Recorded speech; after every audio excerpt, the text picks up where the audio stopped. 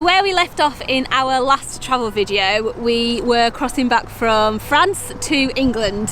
Having spent a little while in England, we are now off on our travels again, and we are in sunny Ireland. If you've been following us for a while, then you'll know that the main reason we've been back in the UK is because the catastrophe commonly known as Brexit means that we're now only allowed to spend 90 days of any 180-day period in Europe. But thanks to former, I lose track, Prime Minister Boris Johnson's fabulous oven-ready deal, which essentially moved the EU border from around Northern Ireland and stuck it in the Irish Sea, the entire island of Ireland is excluded from that, meaning we can wait out what we've nicknamed our wilderness days in the EU without technically being in the EU. So first stop in Ireland is Belfast. This is where we've got the ferry to. We came over from Cairn in Scotland into Belfast. So we're going to be here for the next 5 nights. This is where we're parked, in this car park. It's actually pretty cheap. It's £27.50 for 5 nights stay. We just spoke to the car parking attendant and he said, yeah, that's absolutely fine for you to stay here in a camper van. Obviously it's not the most scenic setting, but we are in a city. It was absolutely fine last night. A little bit noisy, I guess, Friday night, pubs kicking out and stuff like that, but overall we had a decent night's sleep. So yeah, pretty pleased with this park up. Both Sarah and I feel a deep connection with the Emerald Isle, something we put partly down to the fact that we both have Irish blood pulsing through our veins. My granddad was actually born in Belfast, so it holds a very special place in my heart. In fact, we go so far as to say that Belfast is possibly our favourite city in Ireland, and it's somewhere that we never grow tired of coming back to. It's a fascinating city rich with history and tradition, ranging from its impressive university and gorgeous botanic gardens to the historic docks where the infamous Titanic was built. But over the past couple of decades, Belfast has managed to transform itself into a cool, fun, forward-looking cosmopolitan hub. The Cathedral Quarter where we based ourselves is like an open-air gallery with incredible street art at every turn. Old architecture sits seamlessly alongside brand new developments, and the nightlife is second to none, with no end of fantastic pubs to explore, boasting great food and, of course, amazing Guinness. But there's no escaping the fact that it's also a city which has suffered its fair share of hardship, and it's something that Belfast doesn't shy away from. There are lots of incredible tours and museums which detail this turbulent history in thoughtful and sensitive ways, and a few in particular that we'd recommend very highly. If you head into Belfast and want to check out any of our recommendations, then we've got a few really detailed blog posts on our website that we'll link to in the description, which will give you the full lowdown on what to do, where to stay, and where to go out. If it's not somewhere that you've visited, then we recommend you get it on your bucket list, as it's a truly fantastic city. We have had a lovely few days in Belfast City then. We've just left the car park where we were based for 5 days, right? 5 nights, yeah. It was really, really nice, really central. It was right in the Cathedral Quarter, so you could just walk to everywhere. We did tons of stuff. It was really, really good. Anyway, yes, we are now heading up around the coast. We've not gone that far. We've only gone like, I don't know, about 15 minutes, right? Yeah. Just to Cave Hill Country Park? Cave Hill and Belfast Castle. Yeah. And yeah, we're just having a little wander around here while AD has a nap, get a bit of fresh air, and then we've got to find an emptying point later on, so we'll see how that goes.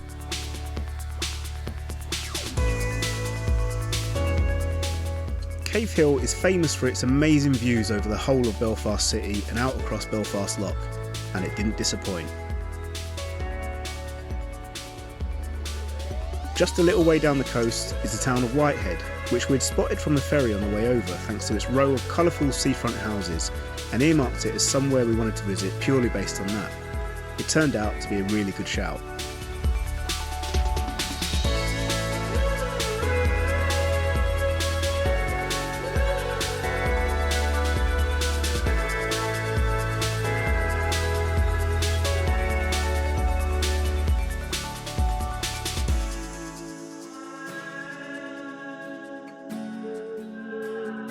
We have had a lovely few days in Whitehead. We didn't expect to stay there that long. We were planning on staying for just one night, and then when we got there we really enjoyed it and there was lots to do. So we stayed for a few nights.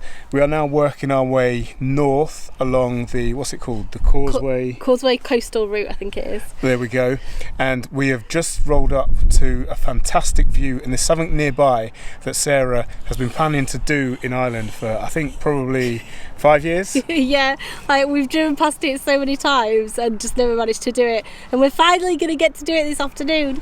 I don't want to do it. I've just caught my first glimpse of the thing that Sarah is dragging us along to do this afternoon. It's down there behind me and it looks terrifying. I thought you would think that. It's just the kind of thing that gets your knees knocking. Absolutely.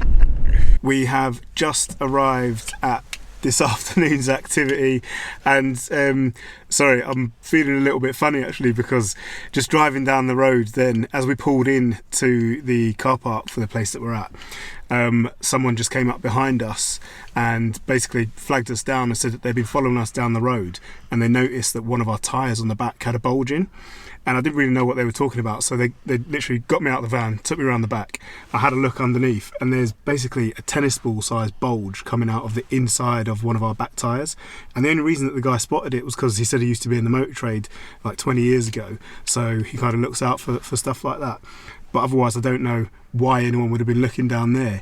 And he said basically the tyre could blow at any time, and we've just been going 50 miles an hour down these narrow roads over massive hills, pretty much on cliff sides, because it's a coastal route, and that is absolutely terrifying because I dread to think what could have happened if the tyre had blown.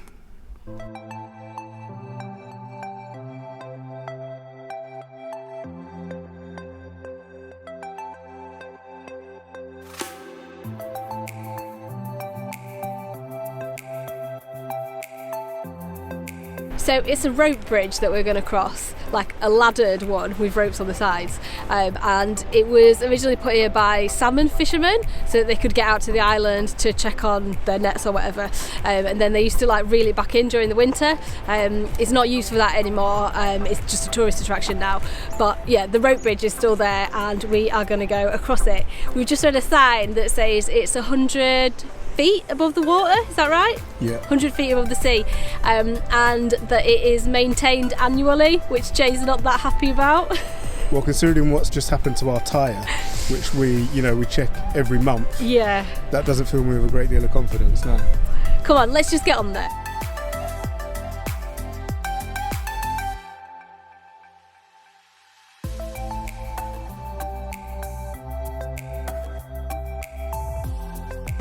So from up there I didn't think it looked that bad, and now that we're down here it looks a lot worse than it did. So it's like an almost vertical staircase down to it. Yeah, that was awful. Like this does not look fun.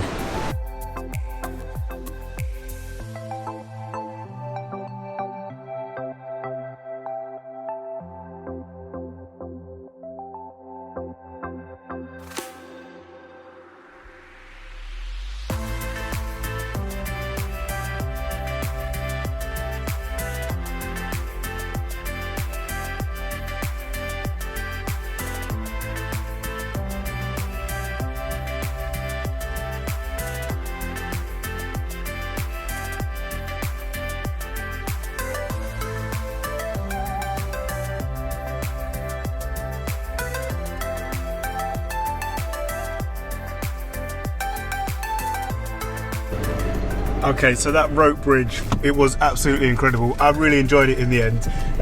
Not as scary as I thought it was going to be in the slightest. You actually said it was fun. It was fun. And do you know why? Because the scenery was incredible. When you looked down, the waves were just crashing around you. And I think because I had something else to concentrate on other than the fact that I was, 100 foot away from sudden death.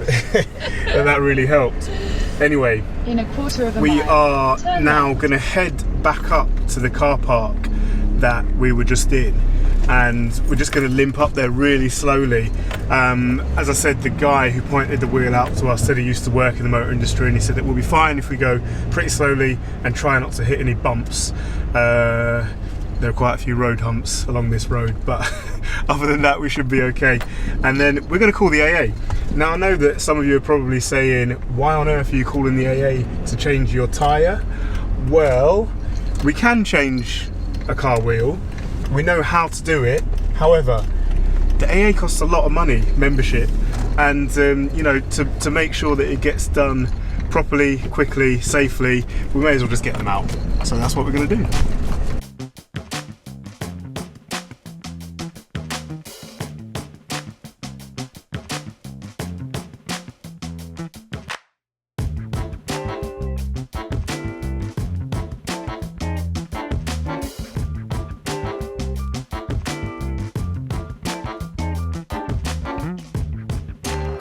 Good morning. Morning. I think that we have pretty much recovered from the shock of last night. What was it? Shock? I don't know. Yeah, feeling quite lucky as well, Yeah, I guess. absolutely. The guy from the AA came kind of late last night. It was after it got dark. I know. Changed the tyre, changed the wheel, sorry. When he got the wheel off and he put it down on the floor, we kind of went over to look at it, and he basically told us to stand back in case it popped. Yeah, he was like, don't put your face too close to that. Yeah, so he pretty much confirms that it was ready to go. Yeah. Which is scary, really. It's really scary, really, really scary. We were just driving at the back of some other vehicles now, and we were saying, like, I don't know how that guy spotted it, because just in terms of how fast the tyre's going, but also, like, you just really couldn't see, like, on the inside when you're looking at someone else's tyre. Yeah. I'm not sure why he was looking down there either. But Sarah made a really good point. He was in a Porsche, which is really low to the ground. Yeah. And obviously, being in a van, we're slightly higher off the ground, so that probably had something to do with it as well. But yeah, we're feeling very fortunate this morning. We have left the park up that we were at last night. We have come short way down the road. It was about a 20-minute drive. Scenery was incredible, as always in Ireland, along this Causeway Coastal Route. It is absolutely spectacular, I have to say. We are now in a little town called Bushmills, and the reason that we are here is because there is a whiskey distillery here, and I'm super excited. I love whiskey. I really, really like Irish whiskey, and Bushmills is the oldest distillery in Ireland. I think it's the first one that got granted a licence. Well, the first legit one anyway. And I'm doing a tour at 11 o'clock. Hardcore, I know. Pretty excited. So yeah, we got up early and we came down here. It's quite a nice parking spot, actually. It is. It's a park and ride for the Giant's Causeway. So we're going to see if we can perhaps do that this afternoon as well. Maybe. Nope.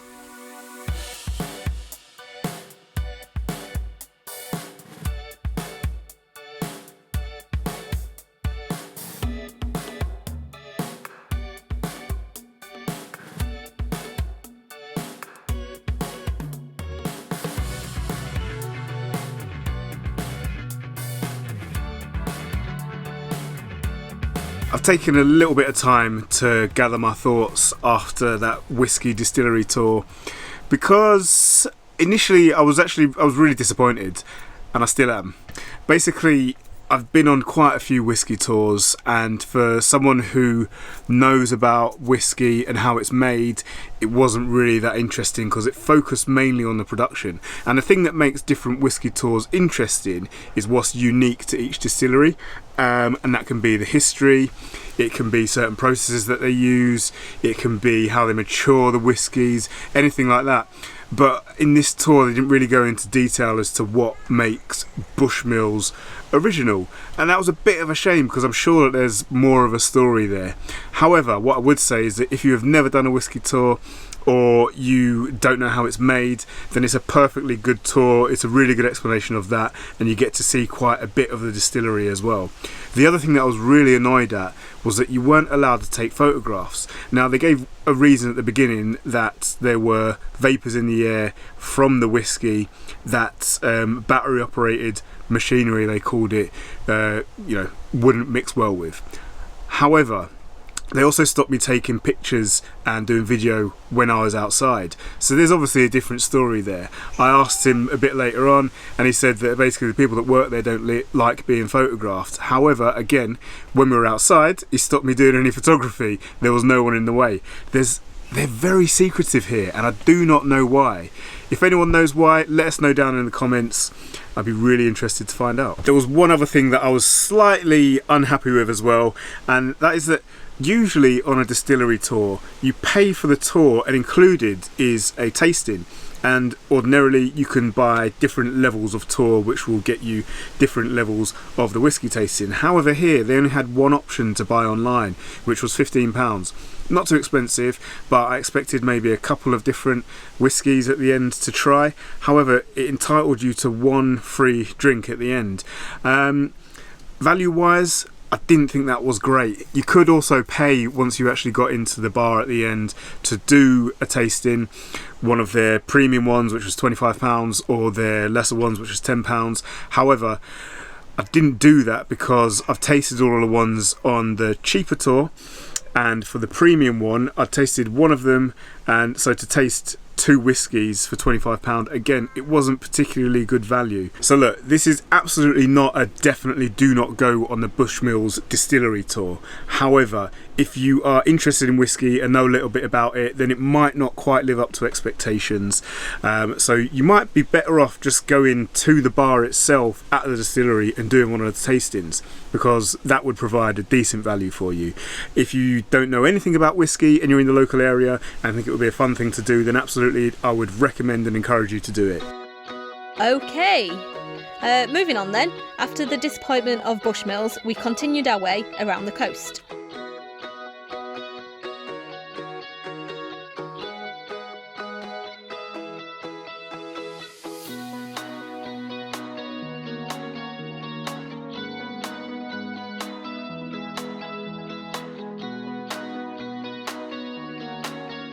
We've just drove right onto the beach here. Apparently you can stay overnight, but I think we're a bit too scared in case like the tide does come in and I don't know, we get stuck in the sand or whatever. But it's really cool if you have a smaller van maybe, or like you dare to do that, or you're going to get up and like check it throughout the night, I guess. But yeah, we're a bit too scared to stay here overnight.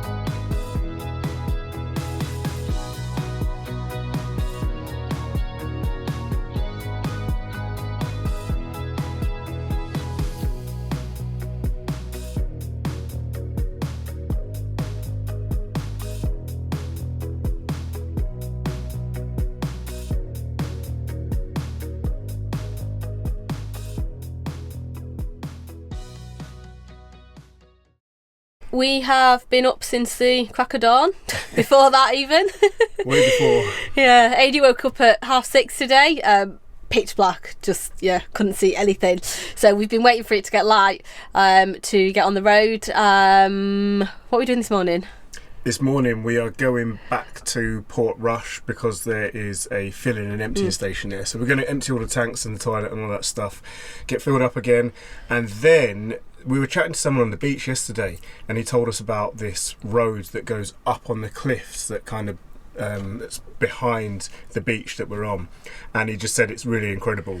I think, does he live around here or he's got a holiday home here or something like that? Yeah. So you know, you always follow local knowledge, at least we do, and that's where we generally get the best tips from. So after Port Rush and emptying out, we're going on that road.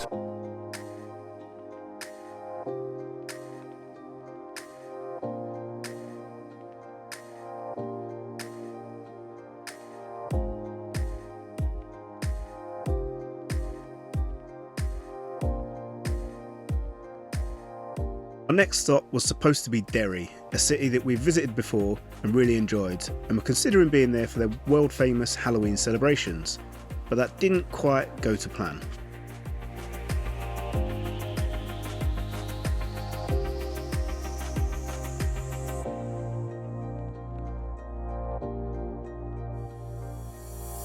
Right, change of plans. We've just arrived into Derry and actually there's nowhere to park. We've driven around about 5 or 6 car parks and it's an absolute nightmare. So we just did a bit of shopping. We've come to get our tyre fixed as well. We're getting 2 new ones put on the rear, and then we're heading out into Republic. Yeah, we are. So we are going to be leaving Northern Ireland today, which we hadn't planned on doing. We were going to stay in Derry a few days, but yeah, there's just nowhere to park like Jay says. It's all like multi-storey car parking, and we have actually been here before anyway, so we're not missing much. So yeah, we will round things off here and see you next week. Catch you next week. Thanks for watching. We hope you enjoyed it. If you did, then please hit that thumbs up button, and if you're not subscribed already, then we'd love to have you on board. And don't forget to hit that little bell button as well, so you get notified every time we post a new video. Next week we're carrying on around the coast, hitting some epic beaches, and of course sampling a few more pints of Guinness. Catch you then.